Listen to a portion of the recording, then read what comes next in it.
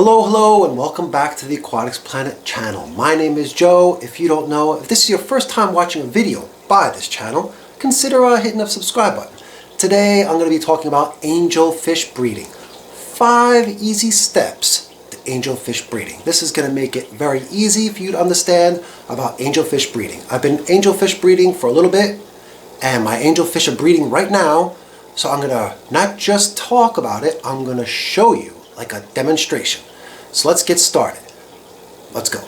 Step 1, you need an appropriate size tank.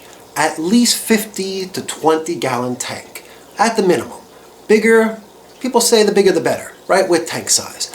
So 15 to 20 gallon tank, that's about 60 to 80 liters or so if you're one of those people that have liters, if you're in a country where you use liters as your measurement.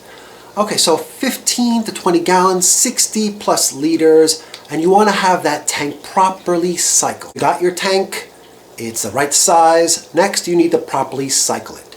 If you don't know how to properly cycle a tank, then you need to go check out some other videos before you watch the rest of this one.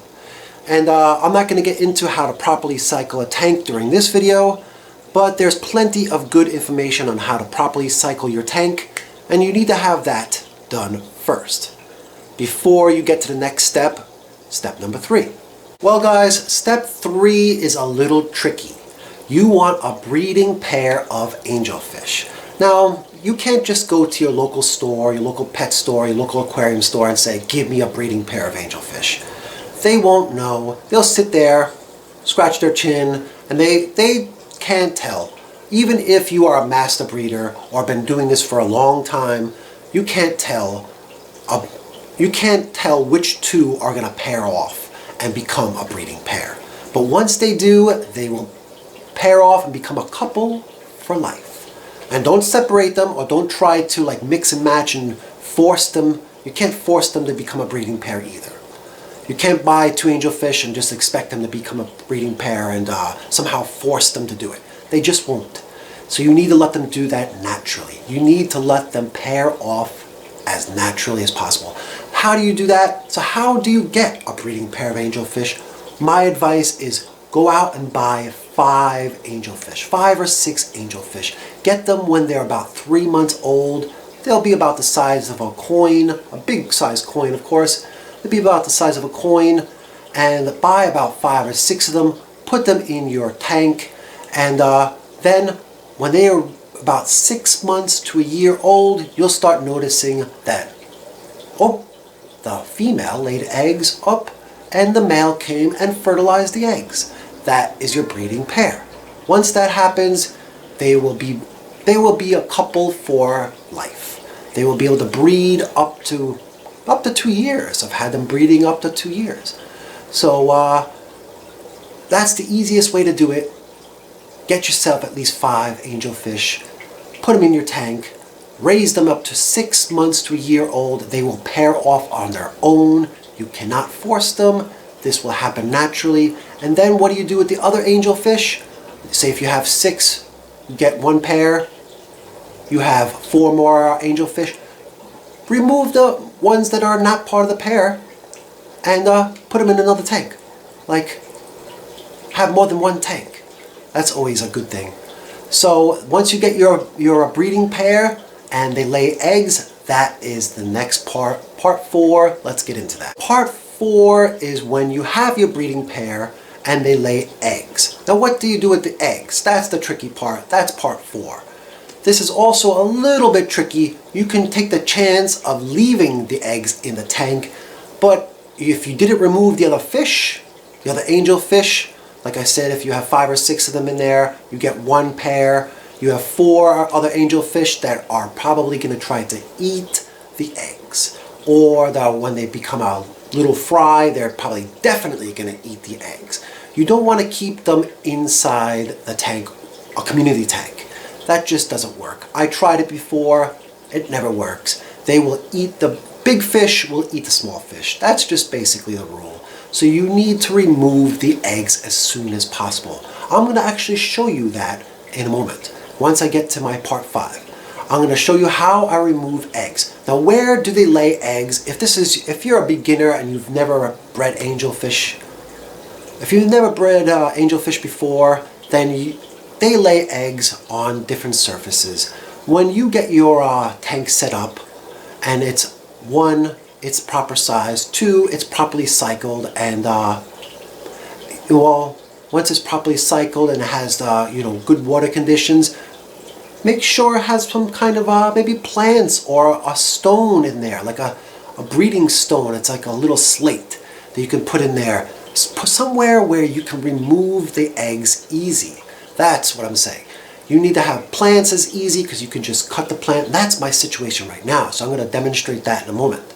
So they'll lay eggs on the glass. You can't remove them from the glass. You have to wait until they are ready to start free floating almost. Or there's little tricks. I'm not going to get into every single little trick, but it's difficult if they lay eggs on the glass or on a piece of driftwood and you can't remove the driftwood. So you want to definitely give them something where they can lay eggs, in a place where you can remove the eggs and put them in another tank, a spare tank, a bare bottom, nothing in there, little spare tank on the side. That could be your angelfish tank or raising tank, if you will. I guess that would be, yeah, you would need a raising tank or a fry raising tank, a separate one with no other fish, nothing in there.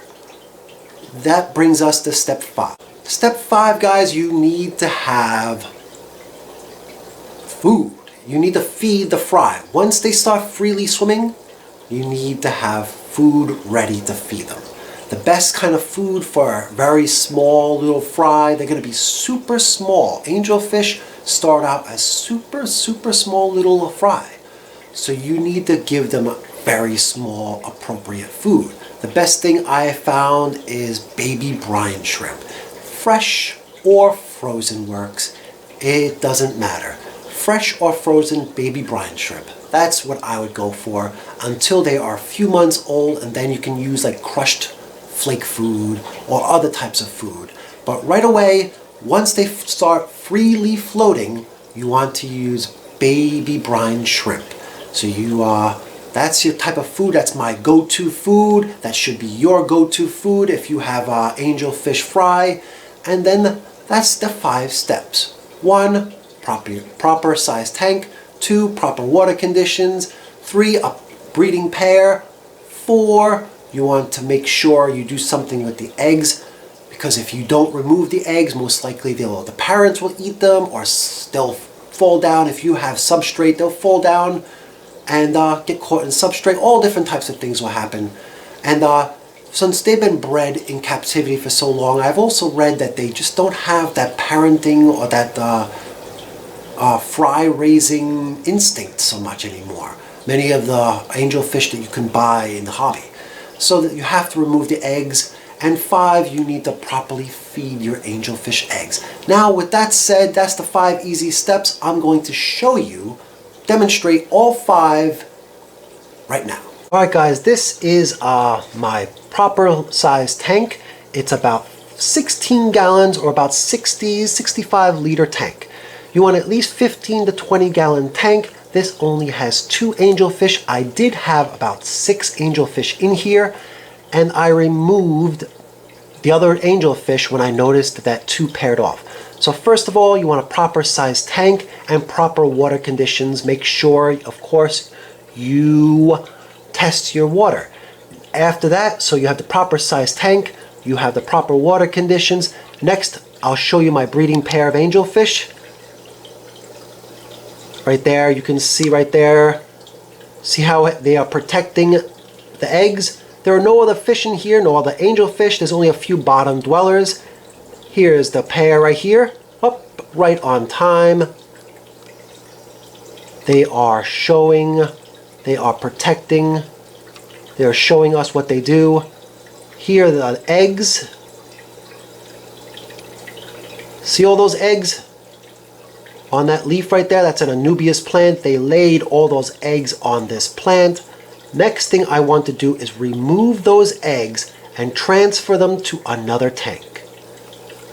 I'm going to cut that whole leaf off, and I'm going to remove it and put it in another tank. I'm going to show you how I do that.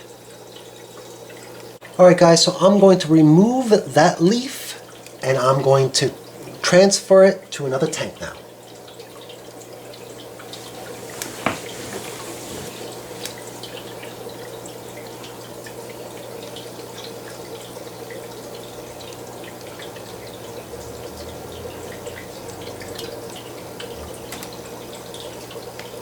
Easy, I'm going to very gently lift the leaf. Alright, I put the leaf inside this little dish here so I can properly transfer it and not harm the little eggs. They are actually starting to move around, the little eggs, if you can see. Let me try to show you that a little closer. It's hard to see, but they are starting to move around, starting to get to the wiggler stage, they're called. Now, if I just drop this leaf inside my tank, which I'll show you in a moment, I'm not going to just drop it in.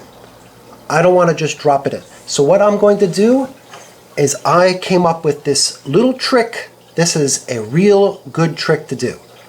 I have here a little suction cup, just a regular suction cup, and a clip. So I'm going to clip the end of this leaf so I can hang it on the side of my tank. So suction cup hooked up to a little clip.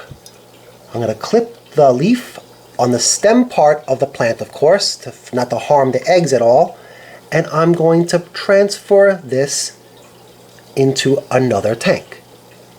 So let me show you that real quick first. Without lifting the leaf out of the water, I do not want to disturb the eggs. I want at least as many of these to live as possible. There we go. So now I could leave them in there, leave the clip in there, leave the suction cup in there. There. Now I can easily move this to my other tank. Let me show you how I set that up. Here is my spare tank. I used this tank in the past for raising angelfish. This tank is a bare bottom, no substrate. It's definitely well used. It's been used for breeding snails recently. I only have a sponge filter, and I also have a heater in there. You want to keep this at the proper temperature. It's a well cycled tank, and I'm going to put my angelfish fry in here to raise until they're at least 3 months old. Here are my angelfish and the little device that I came up with. This is an original idea here. Suction cup, clip, leaf. You can see I can easily remove the whole thing together like this. Gently put it inside the tank and stick the suction cup on the side of the glass like this, and that's it. I am ready to leave the eggs in there. I'm going to give you a top view. So the eggs are on the leaf. They are secure. It's not laying or blowing around the tank. If I leave the leaf, or if I just throw the leaf in there, it's going to float around. So this is a secure way to do it. It's a little trick that I came up with. I hope you enjoy this little trick. Have you ever used a trick like this? Let me know down in the comments below. If I missed any steps, there's a lot of little tricks to this breeding process of angelfish. So if you have any tricks of your own, leave me a comment down. Leave me a comment. So there we go. Angelfish breeding.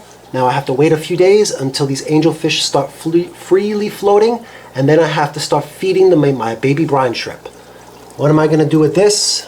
I'm just going to pour the remaining water, in case there's a small little egg or two in the water, right into the tank.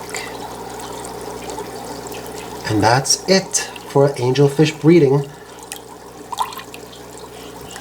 I may make a video in the near future about raising angelfish, but for now, that's how I breed angelfish. Your comments and questions will be greatly appreciated.